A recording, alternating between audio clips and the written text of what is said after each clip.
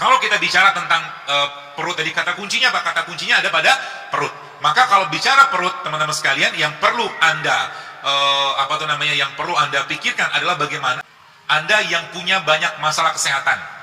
Itu jauh lebih baik daripada obat manapun. Kenapa nanti teman-teman tahu konsep ini sebenarnya banyak penyakit-penyakit seperti PCO, endometriosis, kolesterol bisa hilang dengan ini, coba. Asal mau aja.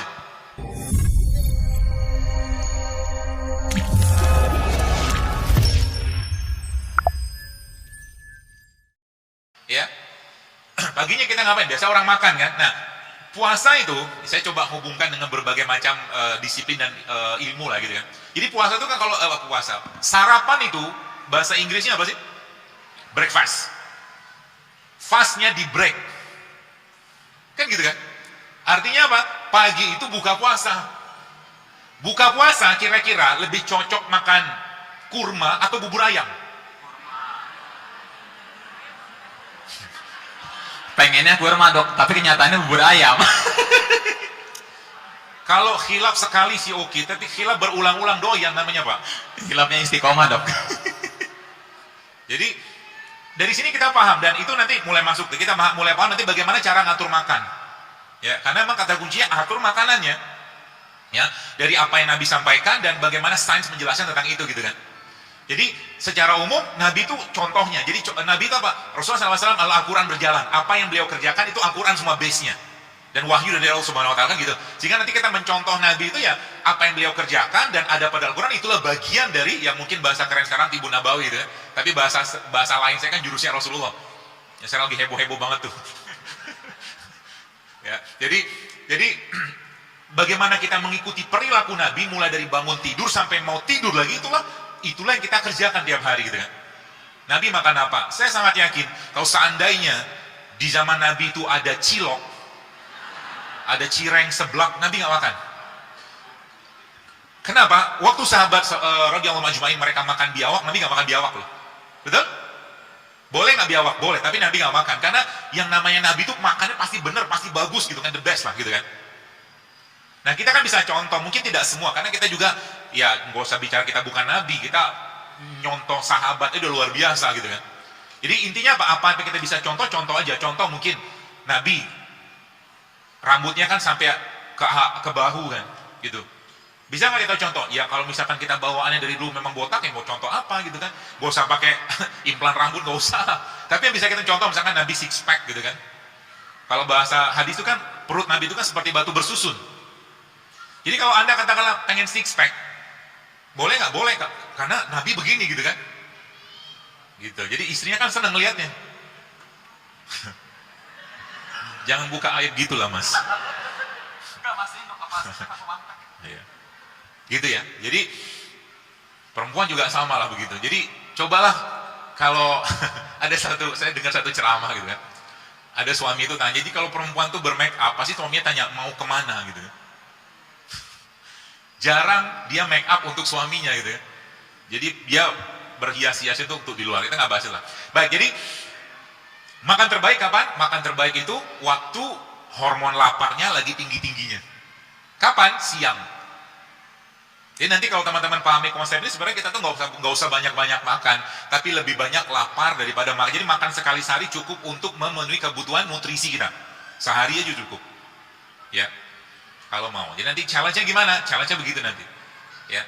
Jadi jam 7 sampai jam 8 pagi teman-teman sekalian, saat ini atau di jam ini hormon lapar kita lagi rendah-rendahnya. Hormon lapar ya, namanya grelin. Artinya kalau Anda makan pada jam 7 atau jam 8 bukan merupakan waktu yang tepat untuk makan. Kalau Anda pengen tetap makan, maka makannya sebelum subuh.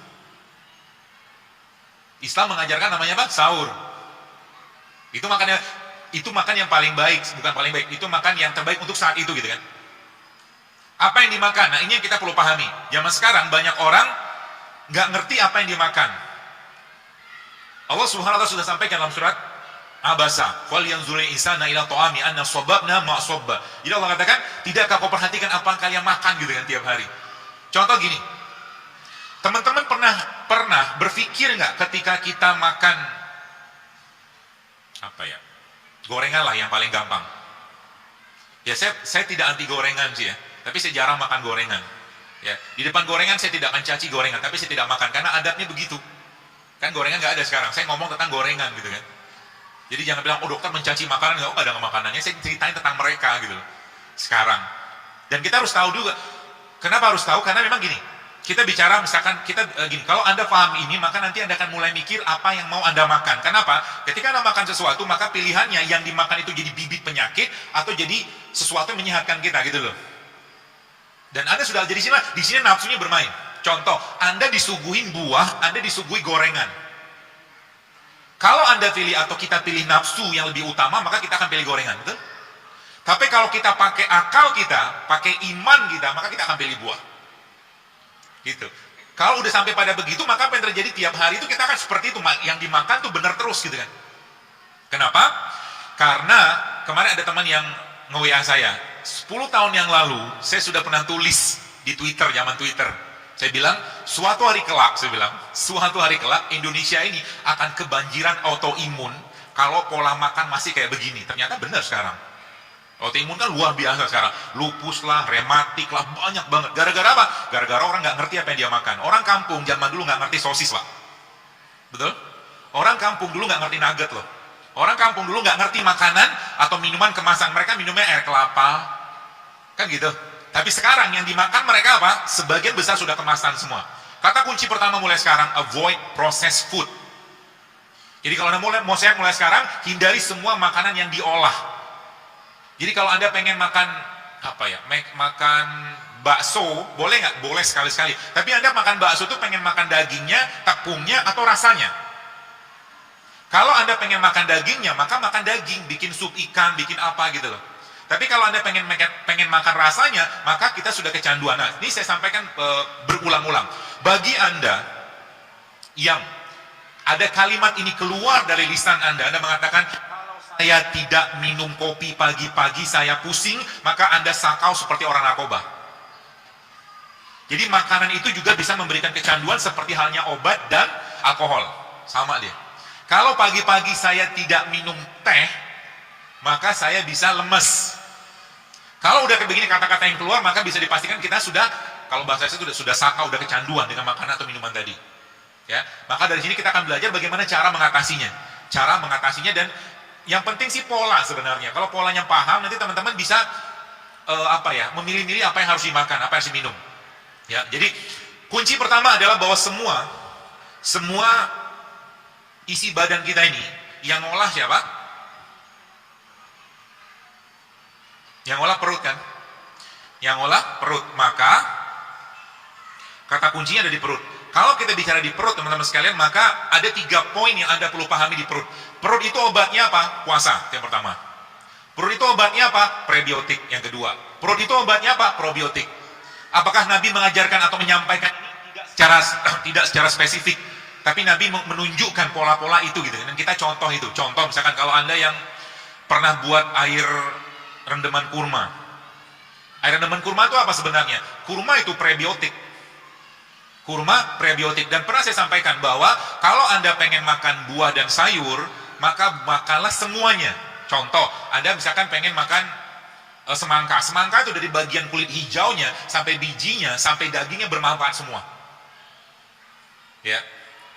Kalau kedondong gimana dok? Gitu kan? Kedondong sih saya belum dapat datanya. Tapi kalau semangka itu sangat bagus. Ya, bijinya bagus, bahkan bijinya bisa dipakai untuk membantu kesuburan pria dan wanita. Anggur juga sama.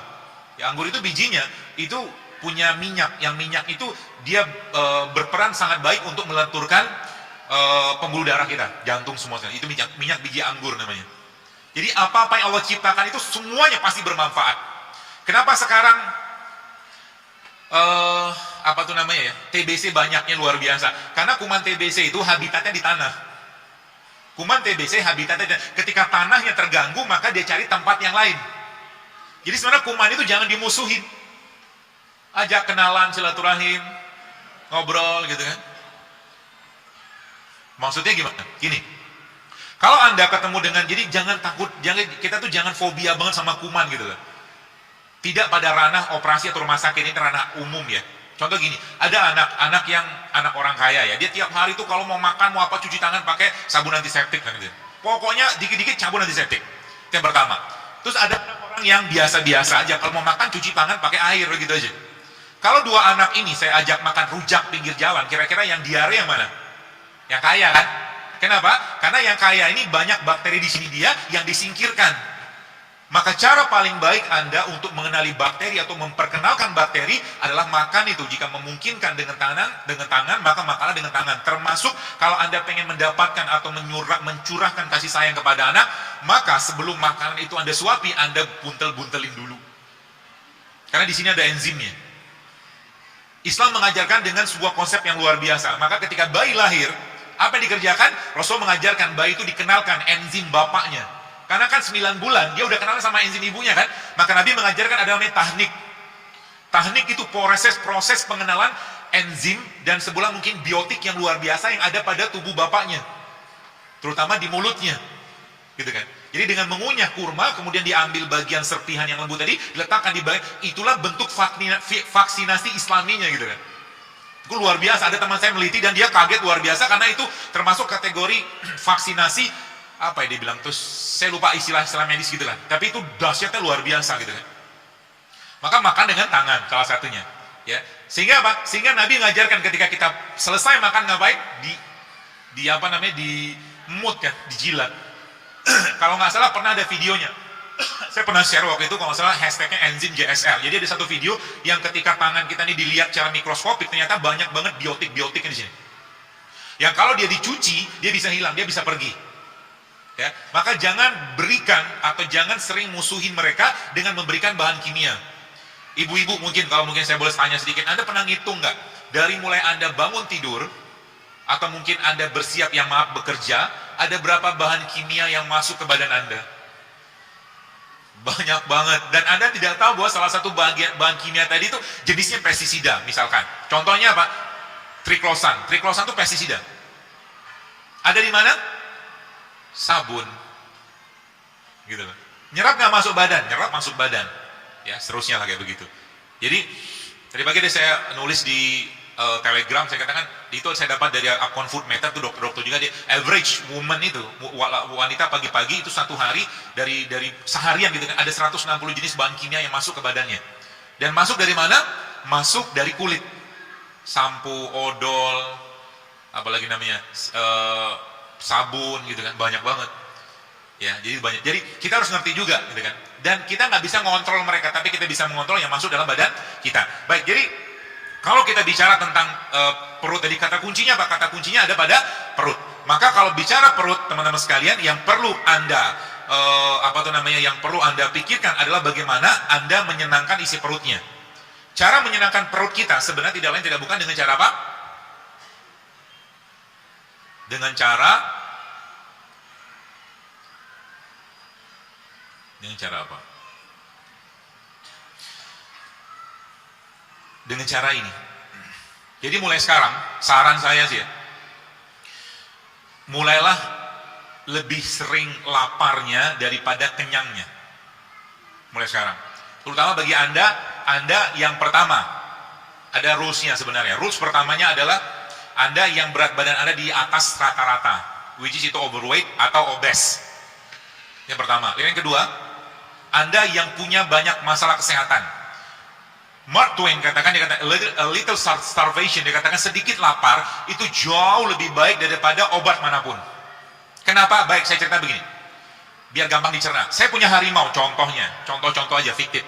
Harimau ini kalau satu hari saya kasih 10 kg daging untuk makan tiap hari, lalu pada satu hari harimau tadi, teman-teman sekalian, saya nggak kasih 10 kg daging, tapi harimau tersebut saya kasih cuma 1 kg daging saja. Artinya ada sekitar 90% kalorinya dia, nutrisi dia yang saya batasin. Apa yang terjadi? Yang terjadi adalah harimau saya tadi saya bawa ke kerumunan orang. Apa yang akan berlaku? Yang akan berlaku adalah harimau tadi pasti akan makan orang, kan gitu. Tubuh kita juga sama. Nanti Anda akan mulai paham kenapa olahraga terbaik itu justru malah saat berpuasa. Saat perut Anda lapar, maka olahragalah.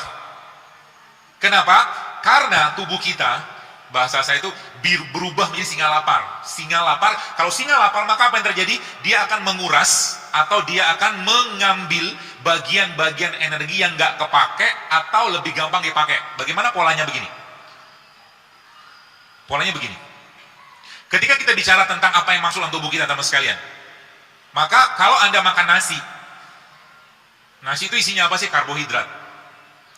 Karbohidrat, glukosa. Kalau nggak kepake, maka dia akan dimasukkan atau diubah menjadi namanya glikogen.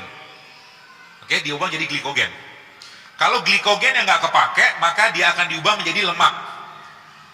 Jadi kalau Anda makan, ada orang tanya, dokter saya kan nggak makan lemak, benar. Tapi Anda makan nasi kan? Karena nasi yang dimakan berubah jadi lemak. Jelas ya? Nah, si lemaknya ini disimpan di mana? Disimpan di liver. Maka kita mengenal dalam istilah fatty liver. Oke? Nah, ini yang si glikogennya ini disimpan di jaringan. Kalau Anda, saya mengistilahkan ini sebagai freezer sama kulkas.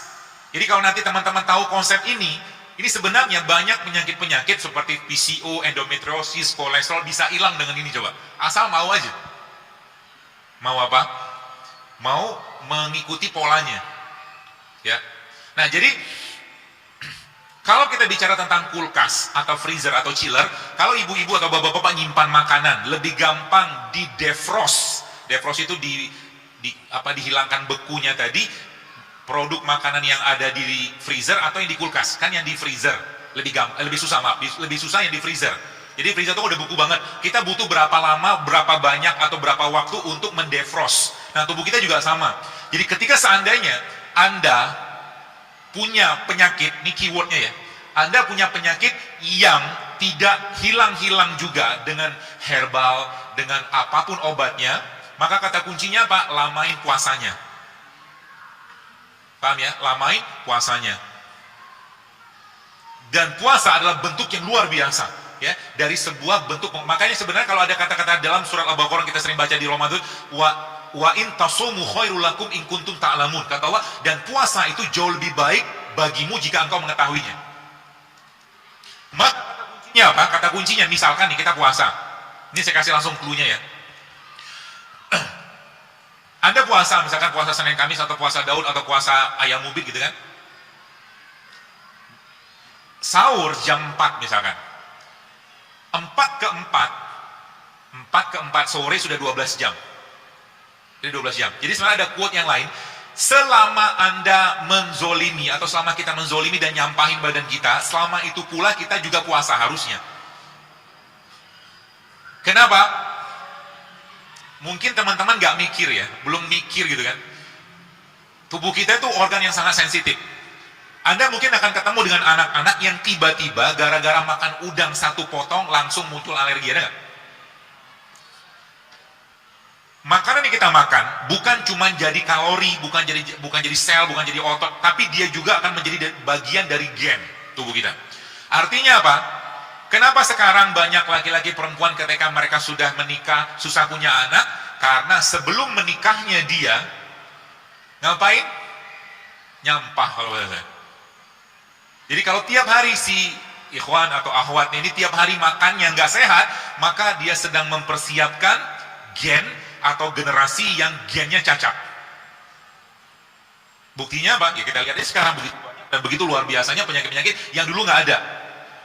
Kemarin saya ketemu dengan pas lagi ke mall ada keperluan sama istri sama anak-anak, terus ketemu dengan bapak-bapak. Ternyata dia ngikut saya di Instagram, dia cerita panjang lebar. Jadi dia itu waktu menikahnya, sebelum menikah dia sudah hidup sehat gitu kan. Kemudian hamil istrinya, sempat keguguran gitu kan. Habis itu nyampah. Setelah nyampah itu 3 tahun susah banget punya anak. Itu saya bilang kuncinya di situ saya bilang. Jadi nyampahnya Anda itu membuat semua metabolisme atau semua organ tubuh kita itu bekerjanya akhirnya tidak optimal lagi. Nah ini yang bahasa saya itu spare part. Spare part. Ya tanda kutip gitu kan. Jadi kalau kita bicara tentang tubuh kita ini diberikan Allah spare part untuk mengolah atau mendetoks tubuhnya sendiri. Ya. Jadi jam 4 sampai jam 4 sudah 12 jam. Maka caranya gimana? Caranya teman-teman sekalian, Anda jangan masukin lagi produk makanan, minuman yang dia bisa nangkring di mana? Di kulkas. Maksudnya gimana? Jadi gini, mana kotak saya tadi? Isi dari kulkas tadi apa? Glikogen kan? Sumbernya apa? Glukosa kan? Artinya sekarang, kalau Anda mau mengakses freezernya atau chillernya, maka kata kuncinya apa?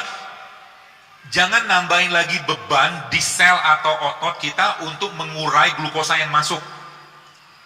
Artinya yang Anda makan, yang Anda minum harus rendah kalori. Paham atau enggak? Paham ya? Contohnya rendah kalori apa? Baik. Kalau Anda minum infusan water atau air infus atau kita sering sebut air nano JSR itu yang infusnya isinya nanas sama infusan yang isinya, nah ini banyak nih, peralatan perangnya. Infusan yang isinya nanas dan infusan yang isinya kayu manis itu beda cerita kalorinya. Kalau infusan yang isi nanas tetap ada glukosa di sana. Itu sebabnya teman-teman yang kalau pagi Anda minum air infusan tadi, infusan nanas misalkan gitu atau semangka, Anda akan kenyang. Anda akan kenyang. Tapi kalau Anda yang Anda makan, yang Anda minum katakanlah pagi-pagi itu misalkan infusannya kayu manis, ketumbar misalkan, atau mungkin jahe, baik itu diseduh atau mungkin di apa namanya di infus gitu, maka Anda mengurangi asupan kalori yang masuk. Paham ya? Karena produk yang dimakan tadi kalorinya rendah. Jadi pagi-pagi itu bagus gimana? Pagi-pagi saya katakan sekali lagi ya, pagi-pagi itu sebaiknya mulai sekarang jangan banyak makan. Pagi-pagi. Sarapan itu mulai sekarang jangan banyak makan. Bagaimana kita ngaturnya sederhana sekali teman sekali. Jadi pagi-pagi itu sebenarnya Anda bisa mengkonsumsi beberapa jenis produk makanan. Ya, yang dia tidak membebani badan kita. Contohnya apa? Nih, misalkan ini kayak teh hijau, saya bawa sampelnya aja. Ini teh hijau. Teh hijau ini kalorinya rendah nggak? Hampir-hampir nggak ada kalori. Jadi Anda pagi-pagi itu minum teh hijau boleh nggak? Boleh. Nanti lapar nggak? Pasti lapar. Tenang aja. Kalau sudah lapar, maka apa yang Anda kerjakan? Biarin aja. Karena lapar itu biasanya cuma setengah jam. Habis itu, tubuh kita akan berubah menjadi singa lapar. Paham? Jadi sehingga nanti apa? Tiba-tiba Anda ngukur berat badan turun sendiri dia. Kenapa? Yang diakses sama singa tadi siapa? Chillernya. Paham ya? Artinya apa? Artinya, dokter kok mirip keto? Ini bukan keto. Tenang aja, ini bukan keto. Saya, ada yang mengatakan, si Zelo Akbar katanya fleksitarian. Saya makan daging, saya makan daging. Kita makan daging karena Rasul makan daging. Kalau keto kan nggak makan buah. Makannya buah alpukat doang karena lemak kan. Kalau saya pribadi, ini pendapat saya tidak menyarankan keto tiap hari. Kenapa? Proteinnya luar biasa tinggi. Kalau nggak ada air yang cukup, ginjal kita jebol juga. Ikutin saja bagaimana pola makannya Nabi gitu loh. Bagaimana Al-Quran mengajarkan gitu kan. Jadi pola makan kita pola makan Al-Quran gitu kan. Ada buah, ada sayur, ada kacang, ada biji gitu loh. Seperti itu. Jadi pagi-pagi kita ngapain? Pagi-pagi Anda atau kita yang dimakan supaya nanti persiapan siang harinya baik, maka pagi-pagi jangan makan kalori. Kalau Anda tetap pengen makan kalori pagi-pagi, maka cukup 1-2 potong buah. Tapi tidak di jus, tapi Anda makan, kunyah. Caranya begitu, pagi-pagi. Atau kalau enggak, teman-teman makan biji-bijian, kayak begini. Ini kacang. Bubur kacang hijau dok, boleh. Tiap hari nggak boleh. Kalau Anda sekali-kali makan kacang hijau, silakan. Tapi karena kenapa? Yang saya dapatkan informasi dari salah satu guru saya, dia katakan kacang hijau itu termasuk estrogenik juga. Estrogenik sama kayak kedelai. Laki-laki, saran saya, Anda di sini jangan sering-sering minum susu kedelai. Yang laki-laki ya. Kenapa? Karena hormon testosteron Anda akan didominasi oleh estrogen. Itu. Sehingga nanti apa yang terjadi? Yang terjadi adalah laki-lakinya lack of leadership. Dia akan kekurangan kepemimpinan gitu ya. Lebay. Mood swing. Ibu-ibu sering nggak dapatin laki-laki yang sekarang baperan? Banyak. Baperan gitu kan kayaknya nggak ada semangat juang gitu. Dibangunin jadi kan Allah katakan arijalu qawwamuna 'ala nisa kan gitu kan. Laki-laki itu pemimpin gitu kan. Pemimpin itu gagah gitu kan, nggak lebay. Iya enggak gitu kan. Pemimpin itu begitu gitu kan. Jadi ini bisa dipengaruhi dari makanan. Jadi kalau tiap hari sang laki-laki tadi makan gorengan, lebay dia. Kok bisa? Bisa. Secara yang saya pahami gitu kan. Karena tepung ada gulanya, kemudian ada apa lagi tuh ya? Ada minyaknya, bisa mempengaruhi serotonin yang ada pada usus kita. Kenapa? Moodnya kita dibikin di usus. Moodnya kita dibikin. Maka ada satu istilah namanya good food is good mood. Kalau Anda pengen dapat hari yang bahagia pagi-pagi, maka pagi-pagi jangan makan produk olahan atau produk yang miskin nutrisi. Artinya apa? Kalau Anda pagi-pagi pengen dapat mood yang baik, maka Anda makan yang masih alami. Entah Anda makan buah atau makan kacang kayak begini, atau lebih baik Anda minum kopi tanpa gula. Jauh lebih baik. Kenapa? Moodnya dibikin di perut. Gitu ya. Itu yang pertama. Jadi pagi-pagi Anda mulai paham. Jadi kalau pagi-pagi berarti saya lebih baik gimana? Makanya saya kalau ketika saya sudah ngerti konsep ini, pagi-pagi biasanya saya nggak mau banyak makan. Kapan saya akan makan? Siang biasanya saya akan makan. Tapi kata kuncinya apa? Satu hari kebutuhan kalori kita teman sekalian, satu hari kebutuhan kalori kita ya, dewasa ya, kurang lebih sekitar 2000-2200 kilokalori. Nah, itu Anda jangan sampai makan kenyang. Adakah rulesnya dari Nabi SAW? Ada. Nabi kata apa? Sepertiga makan, sepertiga minum, sepertiga udara kan gitu. Jadi makan mulai sekarang bukan untuk kenyang. Karena banyak orang gara-gara kenyang ibadahnya nurun. Makan itu untuk apa? Untuk memenuhi kebutuhan nutrisi. Ya, jadi kita makan untuk memenuhi kebutuhan nutrisi, bukan untuk kalori saja. Jadi kata-kata ini mudah-mudahan bisa Anda cerna baik-baik. Ketika tubuh kita lapar atau kita lapar, maka tubuh kita butuh nutrisi bukan kalori. Ya, pahami ini baik-baik. Kenapa sekarang banyak kasus stunting? Stunting itu apa? Anak-anak defisiensi gizi. Mulai paham kenapa? Coba lihat, yang dimakan apa sih mereka? Saya kadang-kadang lihat di kampung, saya tinggal di Bekasi gitu kan, saya lihat anak-anak tuh paginya sarapan sudah snack loh. Isinya apa? Penyedap. Sekarang Anda pergilah ke toko, supermarket, beli roti. Lihat, roti itu isinya apa sih? Yang kemasan ya. Isinya gula, tepung, mentega, sama apa lagi? Ya, kurang lebih itulah. Telur. 4 isinya. Tapi kalau Anda lihat roti zaman sekarang, ingredientnya bisa beberapa paragraf. Betul? Apa isinya itu? Sebagian besar bahan kimia gitu. Sebagian besar bahan kimia. Masuk nggak ke badan? Masuk. Dan jadi bagian. Belum lagi kalau kita bicara tepung. Tepung itu kalau boleh saya katakan salah satu salah satu bahan yang kalau boleh saya katakan mulai sekarang, hindarilah sering-sering. Jangan sering-sering makan tepung. Tepung yang dikasih minyak, dikasih sayuran namanya apa? Wah.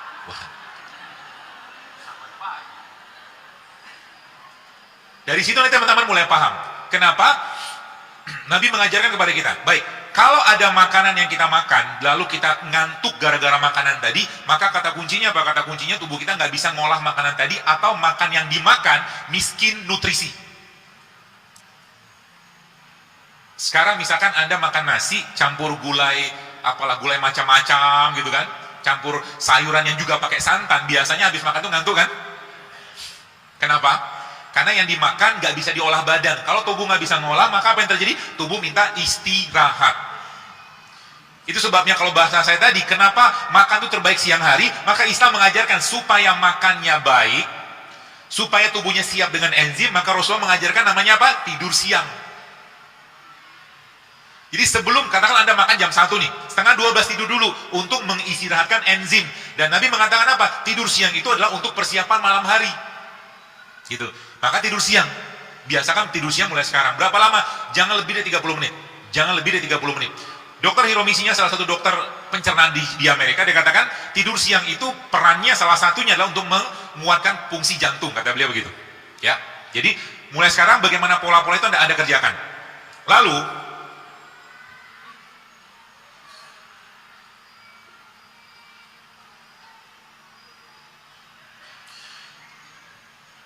tadi kalau kita membahas tentang ini, sedikit lagi. Artinya mulai sekarang, kalau Anda lemes, kalau teman-teman lemas, jadi konsep ini bisa kita pakai tiap hari. Jadi kenapa orang puasa, kata apa hikmah Nabi SAW ketika berbuka puasa, beliau SAW memakan rutop, kurma. Karena kurma kategorinya apa? Pertama dia kategori prebiotik, kurma itu prebiotik, itu yang pertama. Yang kedua, kurma mengandung glukosa. Lagi lemes-lemesnya, kita makan glukosa, bagus nggak? Bagus. Apa yang terjadi? Yang terjadi kemudian adalah tubuh kedapatan atau terasup energi, sehingga kita lebih berenergi ketika berpuasa. Tapi beda ceritanya kalau seandainya Anda sahur tidak menggunakan kurma. Ya, kenapa tidak menggunakan kurma? Boleh kan pakai kurma? Boleh, tapi kurma jangan banyak-banyak. Satu hari kalau boleh saya sarankan, terutama ibu-ibu yang mau promil ya. Promil itu karena gampang. 3 ini Anda makan mulai tiap hari. Madu 1 sendok teh, zaitun 1 sendok, madu 1 sendok makan, zaitun 1 sendok makan, kurma 7 butir. Makan tuh mulai sekarang.